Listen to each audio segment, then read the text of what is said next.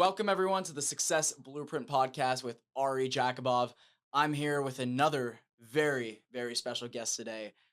This guest has sold over $50 million in real estate just in the last 3 years, 80 million total in his entire career. And he is just someone I have a great relationship with. He's a great friend. And he actually spoke to my team recently and inspired all of them. And he gets all of his business primarily just from open houses, believe it or not, and a bit of cold calling now. So without further ado, Brandon Schneider, welcome to the show. Thank you, sir. I'm honored to be here, and we've been friends for a good amount of time, and I've seen you grow, and you've seen me grow, and it's just, it's always inspiring to hang out with people that are, where you want to be, and just excited to Likewise, be man. here. Thank So you. Yeah, dude, yeah. you have such a similar mentality. I think from the moment we met, dude, we just clicked so fast. Where did we meet again? I can't remember. So your cousin David was actually looking to join the Mojo team, and Right. and I actually met David at an open house in PV, and we had lunch after and chopped it up, and I was like, are you happy where you're at? I think it was at what was it my home or what's the brokerage he's at or he was at? He was at Best Homes. Yeah, Best Homes. Right. And I was like, you got to come over here. So he interviewed with Mojo and he brought you along, and I think that was the first time we actually met was when he brought you along. But I Right. had heard of you, and you had taken a couple of my clients, and That's how it is playing an expired game, right? I feel like everyone's like, "Oh, you take all my clients." I'm like, dude, it's my form of business. It's expired. So that's funny though. Small world. How we just connected through a mutual. I feel like real estate is a lot smaller than it seems to be because yeah, there's 60 something thousand agents, but how many of them are actually producing? Like 2,000, Yeah, I mean, right? there's, So whatever percentage it is, 5% of agents that are doing 90% of business. And, you get out in the field and you work with certain agents and you can see why in both ways, you work with great agents and you're like, wow, no wonder why they're doing all that business. You work with some agents and it's like, well, yeah.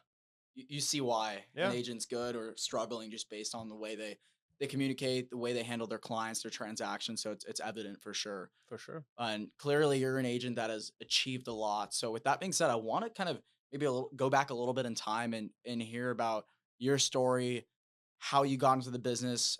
Because from the little bit I've heard, you've had a crazy background, a crazy past, and the fact that you're as successful as you are right now is mind blowing, and it's honestly inspiring to myself and to many others. So where did you start? Oh, where do I begin? So I've probably experienced more ups and downs up until 30 years old, and more ups and downs than people have experienced, a lot of people in their like 80s. And I think it goes with putting myself out there and being relentless and being willing to fail and fall and then get back up. And I moved out here from Colorado. I had nothing. With a buddy I played basketball with in high school. I have, graduated from Colorado State and got a degree and moved out here right away. And um, I started selling cars. I worked probably 8 to 10 jobs before I got into real estate. I did Lyft. I sold cars. I worked at a shoe store. I tried to sell solar. I did so many different things, and I just couldn't find my passion. And my parents were like, "You should get into real estate," because they've invested in real estate for a long time, and they know how realtors, what they do and how it works and everything. They're like, "You'd be, great to be in the real estate business." So I was like, "Awesome," so looked into it, and it's funny because I was actually driving, I was in a Lyft ride and I had some guy in the back seat and he was telling me about these like 30, $40,000 checks he was getting. And I was like, wow, that like you did what to get that? And he's like, oh no, I just sat in an open house. I connected with some people and I, showed him a house and wrote a contract. I'm like, what? Like, really? So I looked into it and I'm like, okay, I have to be a realtor. Like that's my calling. It was like God was calling me. So I, started, studying to be a realtor, and that's where the rubber met the road. I mean, dude, I am not a good test taker. I failed my real estate test 19 times. Holy crap, dude! I've never heard of that. Like the fact that you had the resilience to keep going after your first failure, after your second, your third, fourth, fast forward 19 failures, and you're like, I'm not giving up, and you passed, dude. respect. Well, it was both tests combined, if it makes it It's sound a little still better. it doesn't. It's 19 failures Yeah, and you kept going. That's yeah. that's says a lot about you. Thanks, man. But yeah, I mean, like for me, like my mindset in life in general and business and in a lot of areas of life is like they'll have to rip my heart out before I quit. Like I will not quit. Like I will show up at an open house from 10 to 5. When I was in like first in the business, I would hold 350 open houses out of the 365 days in the year. And I just would not be denied. I mean, 30 days go by with not one client. And the 31st day I was there with a smile on my face and just hustling. And I know that I worked a lot harder than I needed to. But everyone has a different way of doing it. And for me, that was like all I knew. And the only way I knew how to get these high end luxury, buyers and sellers. And I mean, it took some time to really learn the game and losing listings and then having big deals that, the highs feel so much better when you go through the lows and experience it all. Um, but it's so worth it when you look back and you look back and you just kind of like your eye twinkles because you're like, wow, like I remember everything I went through to get here. So Oh, I remember you telling me that the highs feel even better when you have the lows. And there was a month last year where you had the largest month that you've ever seen in your entire life. And I remember you telling me about that. And dude, I felt that like mhm. just from your voice. I think you closed like a 5 mil and a 2 mil or something in the same month, and you made crazy money, more money than most people make in an entire year. Yeah, You made in a month, and dude, I mean, props to you. Like you earned that. thank you, man. Yeah, I think it was about 8 million that I closed that month. I think I even had another small deal in there. I want to say it was about $250,000 that I made that month. And honestly, in that like 2 week span, it was about a quarter million. And it's there's no other business and no other activity that you can find that will produce that type of income in, I wouldn't even say that short of time because it took so much work to accumulate those, that contact or whatever, and ultimately close them. But at the same time, it's like there's no other industry in the world where that opportunity exists. Like it just doesn't exist. I mean, that's doctor money in 2 weeks or a month. Like it's just insane. But the thing is that you see the glam, you see, the flashy lights and the sick videos, and you see, you know, everything looks great in front of you on Instagram. What people don't understand is the 9 p.m. nights. Like you were up until 9 p.m. the other night, working deals, getting a $4 million listing, you had a $2 million buyer broker signed, you had a 1.2 closing, you had a 1.4, new client. I mean, like people don't understand the dedication and energy that comes into being successful in this business.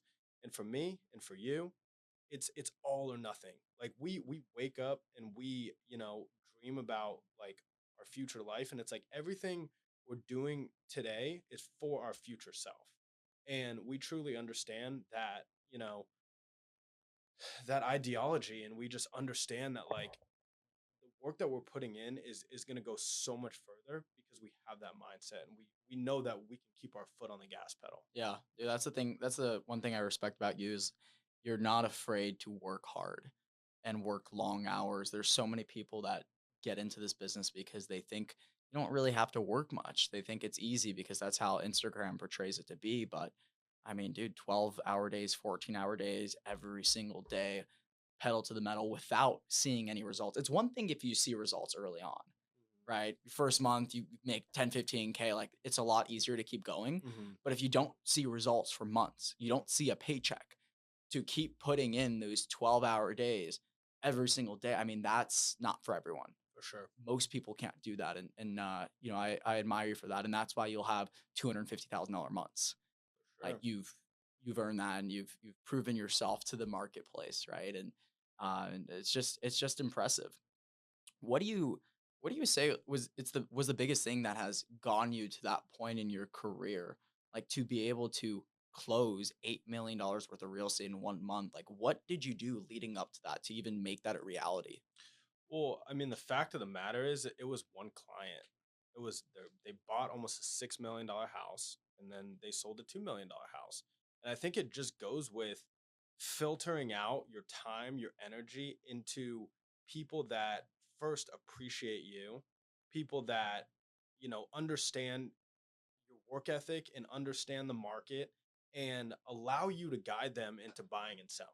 Because no one wants to work with a buyer or a seller that is not going to, they're paying you a lot of money for your advice, right? And, a lot of people don't realize, maybe, someone comes along and we're young or whatever, and maybe they don't respect us and our opinion. They may feel like they have a certain result in mind for their house. And our job is to tell people that, hey, like my favorite thing is that when there's a listing, I go to a similar house and I find the story and I allow the other property to tell me a story or a fairy tale about the market. Like I found a house up the street. I'm like, hey, this house is on the market at 2.5 million, right?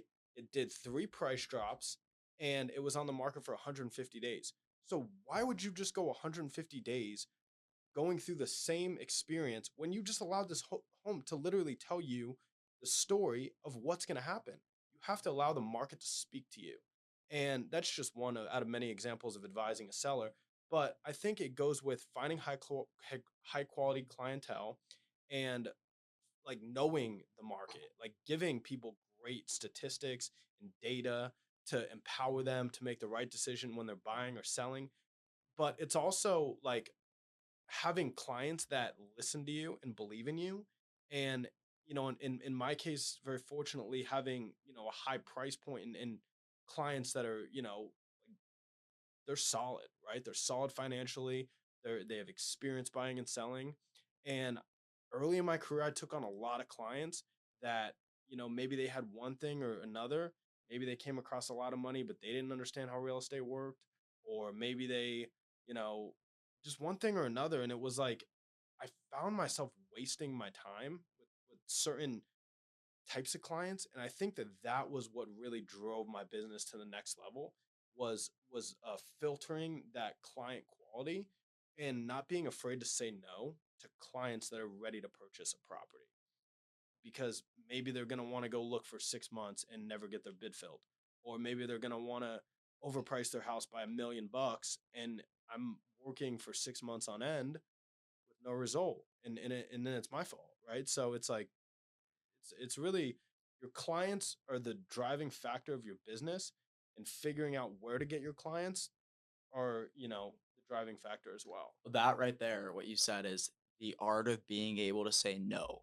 That right there is the most important skill that any entrepreneur can have because everything is going to try to suck our time.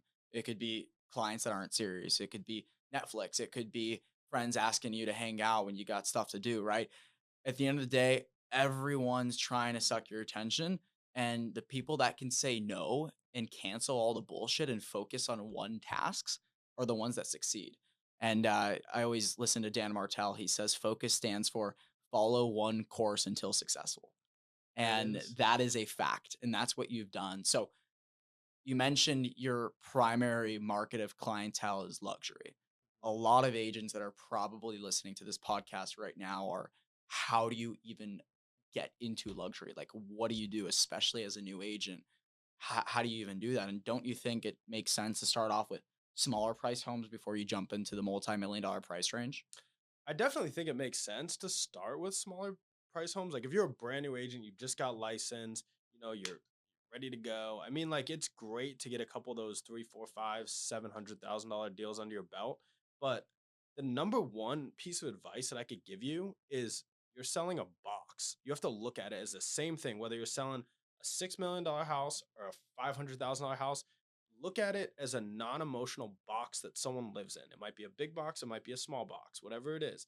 But you can't overthink the fact that, oh, this is $100,000 commission on the line, because at the end of the day, it's all the same. You're doing the same exact work for regardless what price point it is. It might be a little bit bigger house, might be a couple more items on the inspection that get asked for, but at the end of the day, it's the same exact thing.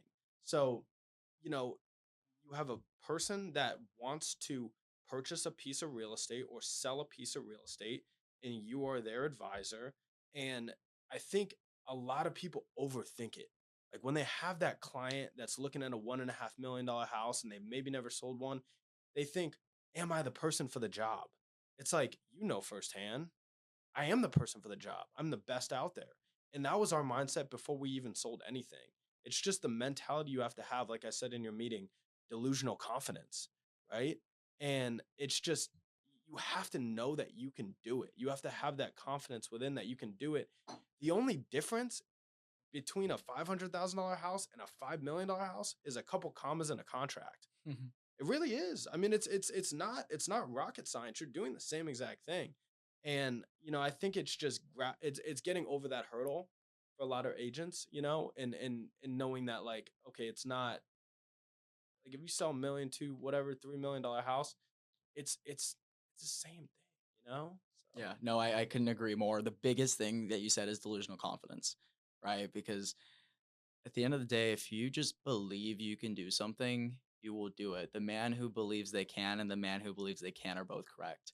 100%. And that is a fact. And that's the only reason I'm at where I'm at as well is anytime I meet with a client or someone who wants to sell their house, I absolutely know deep down that I'm gonna be the best person for that job because I'm gonna invest the most time. I have the best resources behind me. I have the energy that's, set up for it. I have everything I need to succeed and I deep down know that no one's gonna do a better job for me, and they will pick up on that energy. Like, they feel it. And I would say that that's what you said right there is the number one piece of advice that anyone getting into business needs to know. You just need to believe in yourself. When I think a lot of ways, luxury is actually a lot easier than selling four, five, six, and I sell four, five, $600,000 homes. Like, I'm no better than any other agent out there. I just happen to focus a little bit more on a certain location and price point, which drove more business in that realm. But I mean, I have homes under contract right now at four, 500,000, multiple of them. So it's not that I just sell luxury. Um, the thing is that a lot of the higher end buyer and sellers are actually easy to work with because they've done so many real estate deals. And like $10,000 to someone that's a multimillionaire is a lot less stressful than $1,000 to someone that's scraping pennies to buy a house.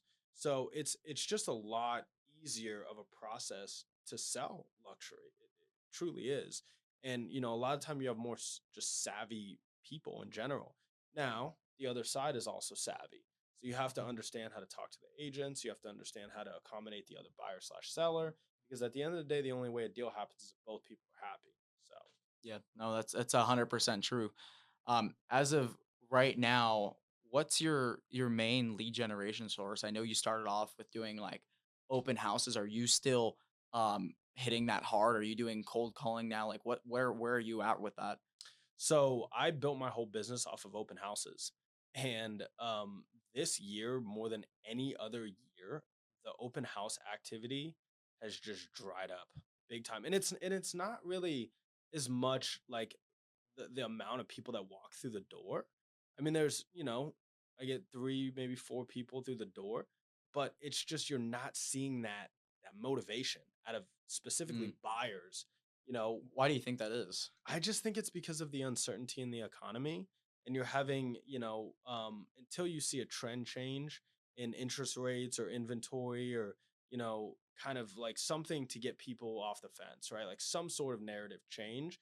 I think you're going to see, continued, I guess, pessimism, as I'd say, in the buying side of the market because, it's just, I mean, prices have softened, but it's not that they've softened so much on paper. It's that the buyer confidence is softening. And it's more in, like, at least what I've seen, it's more in like kind of that middle million range, like 1 to 3, where it's like, a lot of these people, they they're not multi millionaires to where they don't care, right? And then in PV, 4 or $5 million development are flying off the shelf up 12% year over year. Oh, It's so, and then the $400,000-500,000 homes are getting full price offers, and people are buying them because people, instead of buying the $700,000-800,000 home, they still want to become a homeowner, so they buy the $400,000-500,000 home. So it's the middle range with the higher rates and the slower economy that's really taking a hit, is at least from what I've seen. right. No, that makes sense. And I felt that as well.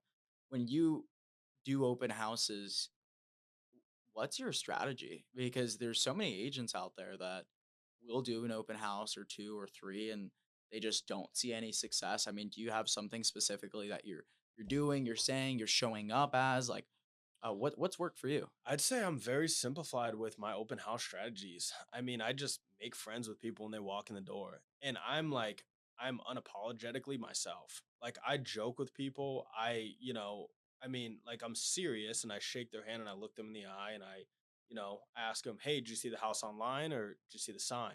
Because it gets them talking. I used to say, like, oh, what brings you in here? And, I kind of sharpen my sword. And in terms of like, I'm always asking open ended questions. Like, I Mhm. always ask people, like, do you like to look at Redfin or Zillow? When you look at homes, I'm not like, hey, do you have a real estate agent? Because it just gives someone an out, right? You know what I mean? Like, everyone has an agent they know. But if they're like, oh, well, I look at realtor.com, Zillow, Redfin. Great. Well, you know what I have for you? I have off market opportunities. I have coming soons. I have opportunities that you can't find on your own. And I mean, at the end of the day, as real estate agents, our job is to provide for people what they can't find on their own. Value, yeah. Yeah, it's value, right? So I mean, I think it just comes down to like asking open-ended questions to each and every person and finding value. The problem that I've found lately is that people are coming into open houses and a lot of them are not serious buyers. So I've been getting lately, especially a lot of people that are just coming in, they're like, "Oh, I'm curious, I live in the neighborhood of this and that." So it's like when you find someone that's actively looking, that's ready to buy, especially with the new buyer broker thing, I've found open house have softened because, like a lot of people have signed agreements now. And it's like, I mean, when I first got in the business, I mean, I was the same as you, you go after expires and canceled and that, hey, you look at the listing, you see the flaws in it, you know that you could do a better job than that agent. And it is what it is. It's a dog eat dog world. It's a tough business. And, we're all going after the same bone. When I was new in the business, dude, I was taking people's clients. I mean, like I would have people come in and I wasn't deliberately taking people's clients. Like it wasn't like something where I'm like, I'm going to take someone's clients today, but I would have someone come in, I would connect with them, I would tell them about the market, I would share off market opportunities with them. And they'd be like, listen, Brandon, you are so much better than our realtor. Like we just want to work with you. And it was an open, choice that they made. Now, if someone has a buyer broker signed for a year or whatever, they can't make that choice. So, I mean, I've definitely seen a softening in my business where I'm actually actively trying to adapt and call, cancels expires and, more on our website and generate more, outlets for business. So this year has actually been a little bit more of a struggle for me rather than previous years. Cause like every year I'd raise my sales volume. But this year more than ever before, I've found that like I need to really do different things to really continue to see that acceleration in sales volume year over year. Yeah, that's the biggest thing with our business is adapting, right? Because, 3.5 years ago when I got in the business, canceled and expireds weren't a thing. There was maybe like 10 a month. Like there wasn't enough to actually call and get business. And if they expired, there was really something wrong because back then everything would sell. Exactly. At the time, I was killing for sale by owners. And then the market turned and for sale by owners, just they got greedier. They Yeah. didn't want to pay commission because they were already getting a lower price than before. And so then I had to adapt to something else. And I realized, oh my gosh, there's so many more homes that are expiring, canceling off the market because of the market turning. So I adapted to that. And so I think you're also at that point now where you're having to pivot and adapt in your business. Now, while open houses obviously still work, it's probably just not as high of a level as before. And so it's growing pains. I think it is, and as entrepreneurs and business owners, I mean that's the struggle of what we have to go through. And I think now this time around, you're probably going to set up like multiple legs in your business, Hmm. right? That way, if one leg of lead generation falls, you have another one to fall back on. And I just think that's a tough thing for a lot of people to do because, like we said earlier, I mean, it requires focus to succeed. And as soon as you add something on, you're diluting that focus. And Exactly. so it's a lot to juggle, but I applaud you for now getting into the expired and cancels game. How long have you been doing that for and how has that been for you? So I started to hit it heavily in the last like month or two. And I've had some pissed off agents call me and, Yeah, of course. set appointments with like $3+ million, sellers. I closed my first canceled and expired when I was just kind of dabbling in it. Like I would make like 5 to 10 calls if I had extra time. And this was like in the beginning of the year, and it was a house that was on the market with two other agents. And funny story, we actually raised the price and we sold it almost full price. And didn't really make sense to me that like it just doesn't make sense in some situations because it's like some agents they didn't do the open houses, they didn't do the activities, and I did, and just so it happened to sell. And we got great showing activity. I mean, it was a great listing. I couldn't even believe it expired after 300 days on the market. Um, I mean, yeah, it's just. And then I had the other day, I had a seller call me, and someone I met at open house a couple uh, years ago. They're like, "Hey, I have my house on the market with an agent. We've had it on the market for a year. Like, we want to switch agents. Like, we want you to go take a look at the house." I was like, "Okay, great." Set up a showing as if I had a buyer. Went and took a look at the house, and they called me the next day, and dude, I gave them all the alpha. Like, I'm not fucking kidding you, dude. I gave them all the alpha. Hey, drop the price to this, do this, you got to clean it up, you got to do this, and this. You know what they did?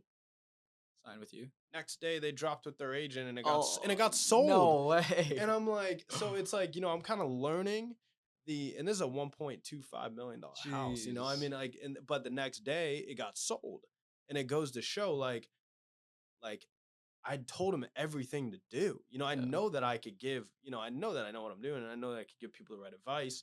It's just I'm learning the nuances, and I'm learning, like Yeah. where to hold back. And hey, I know exactly where I'd price this thing, but give me a call when this thing is not on the market because last time this happened.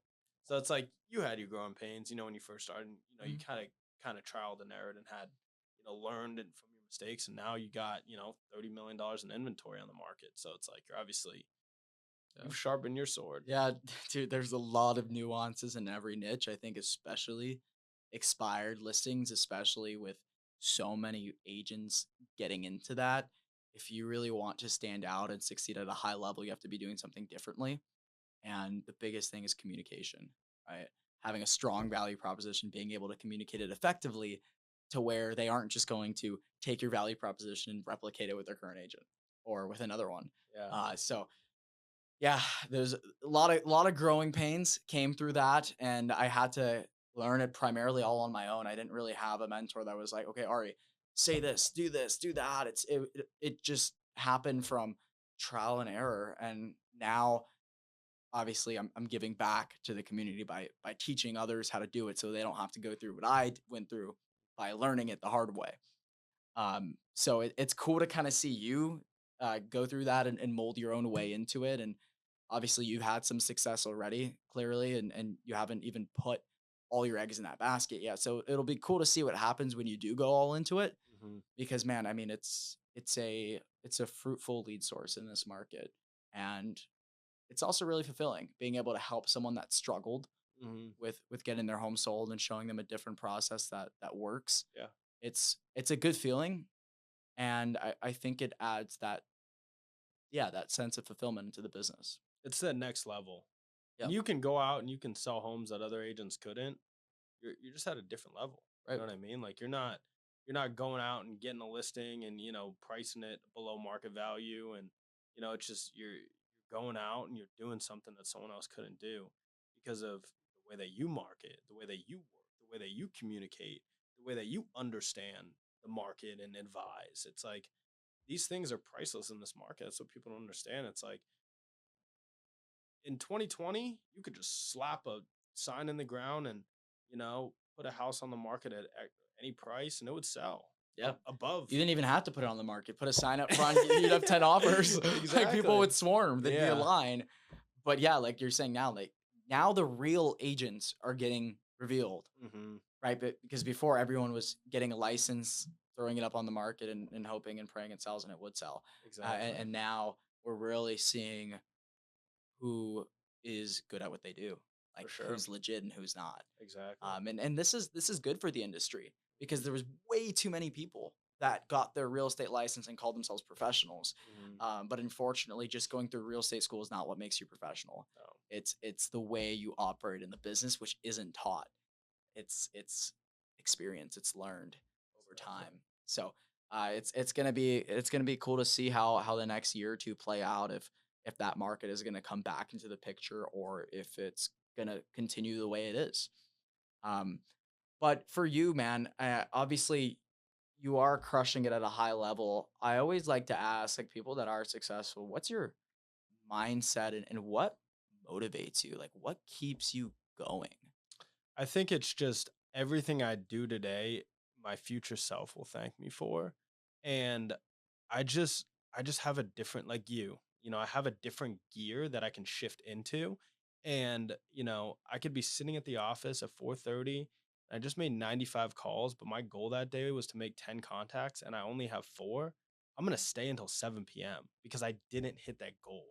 And, I think that that's just the mindset to have where it's like a lot of people have that gear, but they never shift into it. And I think that like the difference between selling 15 plus million consistently every year and selling 5 million. Now, $5 million in real estate a year, you're gonna make probably about $100,000. You're gonna live comfortable. You're gonna have, you're gonna be able to put food on the table for your family, and you're gonna be able to buy a property, and you're gonna live a good life, right?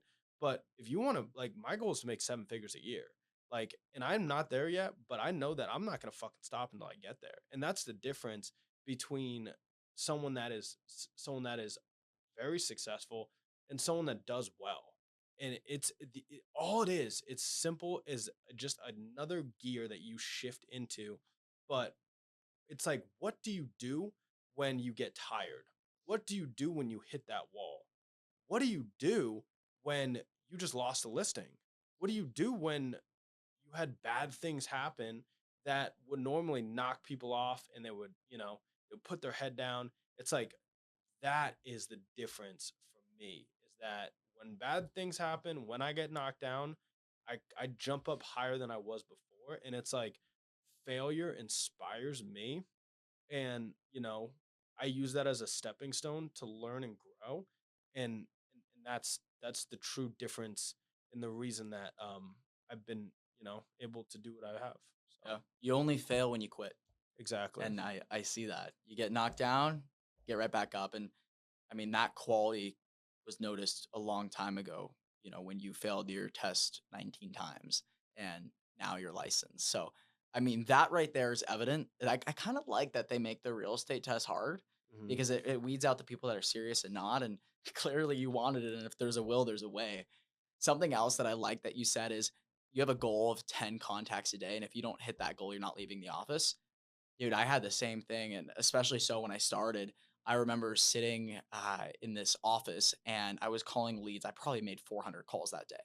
It was 8 PM. No, it was 7 PM, and I was like, "You know what? It's time to go." I made a lot of calls. I set 2 appointments, but my goal was 3. And as I'm walking out of the office, I run right back in. I was like, hell no. My goal was 3. I'm gonna hit my fucking goal or else I'm not going home. And so I get right back on the phones. And the next dial I make was a $2.8 million listing appointment. Go out there, talk with the seller. I get it signed the next day. I close that deal before it even hits the market. It was my largest deal at the time. Sell that. And guess what? It snowballed into other listings in that community. There you go. I did it. I did circle prospecting. I called all the other homeowners when I sold that. I did mailers, and I got another one in there, which I currently have in the market right now for 4.2, and I have another one coming up in there for 2.3 million. And so, isn't that crazy? How that it Crazy. just goes to show if you put the hard work in when you really don't want to, it's gonna snowball. It's gonna snowball so much that you would have never even imagined that to happen from just not feeling like making those calls. So running back in my office, opening up my laptop, ripping that last call, Hmm. closing at 2.8, getting another 4.2 listed, another 2.3 in the market. Like that's those are the stories that other people need to hear that are gonna inspire people to just do that one extra rep. Well, and I think the best mindset and advice that I can give new agents is being successful in real estate is like pushing a snowball down a mountain. And you start with this little snowball, But after you do one deal, the snowball accumulates, and two deals, it gets bigger and bigger and bigger. And that snowball is like your confidence. It's like your very humble head. It's like, okay, I have a lot of confidence that I can get this thing done, but I'm not better than anyone. But at the same time, I'm very confident in myself and my abilities. And what people don't understand is how crazy things can compound in real estate. Like I remember I sold this house in Buenavante, and then I was sitting in an open house. I met another seller, and I had gone up and against another really top agent, and I got the listing because I sold that other house, right? And it was like that was what drove her to work with me was because I had that other sale. So people don't understand that like credibility in your previous sales is so powerful in building that snowball bigger and bigger and bigger down the mountain. And there's people that reach a certain point where they've done so many sales and they have so much credibility. They just walk in and they're like, "Hey, sign here. My sales are right here. Like, what do you want me to tell you? You know how the market is, or because it's all right here. You know that it's right in front of Yeah. you." So I think that that's it does get easier as you become more and more successful because you don't need to sell yourself and you don't need to tell people you don't need to over talk. You can keep it simple. You can tell them, hey, this is what we do. You know, this is, it's black and white right in front of you, ready to sign. You know, it's 3%. That's what I charge. And, if you want a 2% realtor, then I have a whole book of lists that I could call. So, Yeah, no, I love that. And it does get easier because when you have that credibility, like you said, you're not having to sell as much. And when you don't have to sell as much, you don't sound as desperate. And so it every year should just stack and accumulate and the business should just flow. On top of that, you get referrals. So if you can get past those first year or even second year of real estate and you get past that, dude, the next is off to the races. I mean, you're thriving at that point, and obviously we've both experienced that, so it's cool, man. What's what's one last piece of advice that usually everyone says that you leave with the listeners, but I'm gonna switch this off that you would leave with younger Brandon that just got into the business.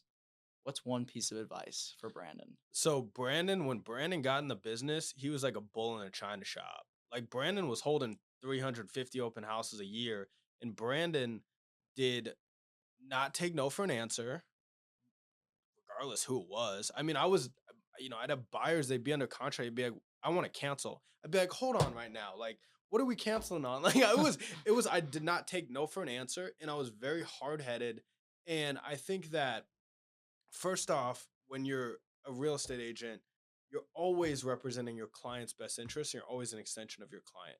So as you get in the business longer and longer, you learn to read that energy and just go along with it without fighting it and allow the laws of the universe and your client's energy to dictate everything that takes place. Now, if I hear in someone's voice that they want this house, I will not let them lose out an opportunity on getting that property. And it's the same thing with other agents too. Like when I first got in the business, I was butting heads with so many agents because I had such a big head.